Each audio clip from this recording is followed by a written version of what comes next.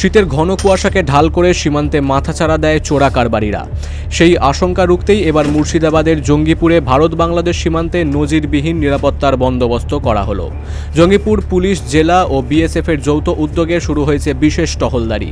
রঘুনাথগঞ্জের পিরোজপুর চর এলাকাটি কার্যত অরক্ষিত, কারণ সেখানে কাঁটাতারের বেড়া নেই। এই সুযোগ কাজে লাগিয়ে যাতে অনুপ্রবেশ বা চোরাচালান না ঘটে, তাই এসডিপিও প্রবীর মণ্ডলের নেতৃত্বে পুলিশ ও বিএসএফের জওয়ানরা বাইকে করে একদম নো ম্যানস ল্যান্ড পর্যন্ত টহল দেন। যে পিরোজপুর চর এরিয়া রয়েছে, বর্ডার এরিয়া, বাংলাদেশের সঙ্গে যে বর্ডার এরিয়া রয়েছে, সেখানে আমরা আজকে টহল দিলাম।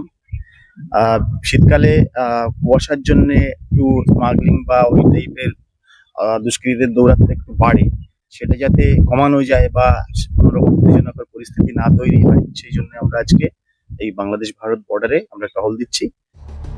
পদ্মা পেরিয়ে দুর্গম চর এলাকাতেও চলে কড়া নজরদারি। প্রশাসনের তরফে স্থানীয় চাষি ও গ্রামবাসীদের সাথেও কথা বলা হয়। সীমান্তে কোনো সন্দেহজনক গতিবিধি নজরে এলে দ্রুত পুলিশকে জানানোর পরামর্শ দেওয়া হয়েছে। পুলিশ জানিয়েছে, শীতকাল জুড়ে এই যৌথ অভিযান অব্যাহত থাকবে। Bureau report, big news Bangla.